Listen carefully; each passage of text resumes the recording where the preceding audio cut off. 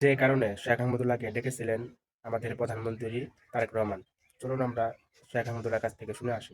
শুধুমাত্র ওআইসিভুক্ত দেশগুলোতে যেই পরিমাণ জাকাত হয় সেটার পরিমাণ হলো $600 বিলিয়ন। আমাদের দেশে সেই জাকাতের টাকা আনার কোনো প্রপার ওয়ে সেভাবে নাই। গতকাল মূলত রাতে আমাকে মাননীয় প্রধানমন্ত্রীর পক্ষ থেকে আমন্ত্রণ জানানো হয়েছে যে জাকাত কিভাবে আরো ইফেক্টিভলি বন্টন করা যায়।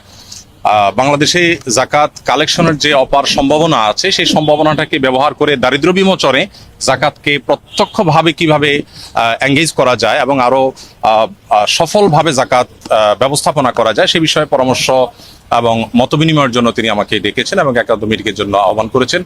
তো আমরা যেহেতু আপনারা জানেন আসুন্নাহ ফাউন্ডেশনের মাধ্যমে আমরা জাকাত নিয়ে কাজ করে থাকি বিগত 6-7 বছর যাবত, এবং শুধু গত 1 বছরের হিসেব অনুযায়ী আমাদের মাত্র 13 কোটি টাকা খরচ করে আমরা 2100 বেকার তরুণ তরুণীকে আমরা পৃথকভাবে স্কিল ডেভেলপমেন্টমূলক প্রশিক্ষণ দিয়ে তাদেরকে আমরা কর্মসংস্থানের ব্যবস্থা করে দিয়েছি।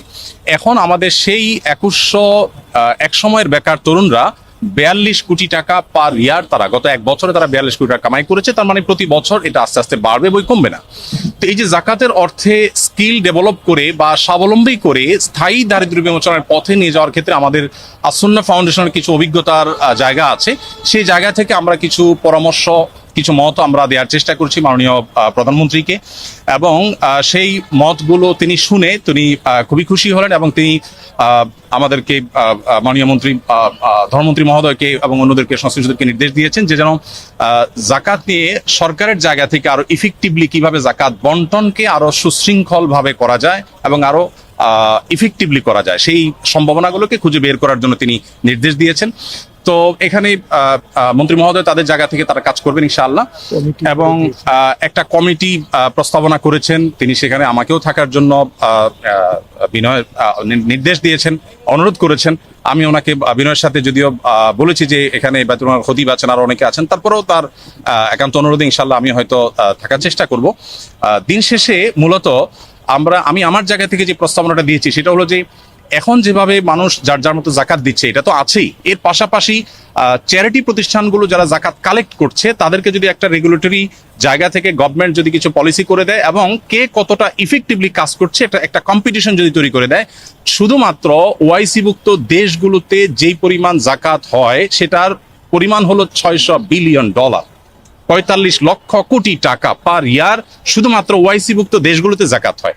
আমাদের দেশে সেই জাকাতের টাকা আনার কোনো প্রপার ওয়ে সেভাবে নাই। তো আমরা প্রস্তাবনা দিয়েছি যে যদি সেটাকে আনার ব্যবস্থা করা হয় তাহলে আমাদের জাতীয় অর্থনীতিতে এটা ব্যাপক ভূমিকা রাখবে ইনশাআল্লাহ, এবং সেই সাথে দরিদ্রকে সাময়িক কিছু টাকা পয়সা দিয়ে তার দারিদ্র আসলে দূর করা যায় না, বরং তাকে আইদার স্কিল ডেভেলপ করে দেওয়া আর না হয় তাকে স্বাবলম্বী করার কোনো একটা প্রসেসে যাওয়া, যেটা আমরা সুন্নাহ থেকে করছি।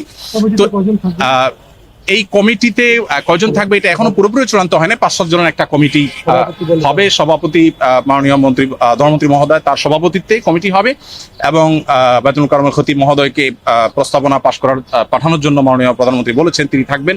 আর আমাকে যেহেতু তিনি অনুরোধ করেছেন আমি হয়তো থাকার চেষ্টা করবো। সেই সাথে ইসলামী অর্থনীতি বিশেষজ্ঞ হিসাবে আমরা দেশ থেকে দেশের বাইরে থেকে 1-2 জনের নাম প্রস্তাব করেছি। তাদের সবাইকে নিয়ে হয়তো কমিটি গঠন হবে, কমিটি একটা সুপারিশ করবে, এবং এইটা কোনো গভর্নমেন্ট সবার কাছ থেকে জাকাত কালেক্ট করবে বাধ্যতামূলক গভর্নমেন্টকে দিতে হবে ব্যাপারটা সেরকম না। আমার প্রস্তাবনা ছিল যে জাকাত বিভিন্ন অর্গানাইজেশন নিচ্ছে, প্রতিষ্ঠান নিচ্ছে, শুধু রেগুলেটরি জায়গা থেকে গভর্নমেন্ট কাজ করবে, যেটা প্রপার ইউটিলাইজ হচ্ছে কিনা এবং যেন যথাযথ ব্যবহার এবং কম্পিটিশন হয় আরো ইফেক্টিভলি যেন ইউজ হয় সেই জায়গা থেকে গভর্নমেন্ট কাজ করবে।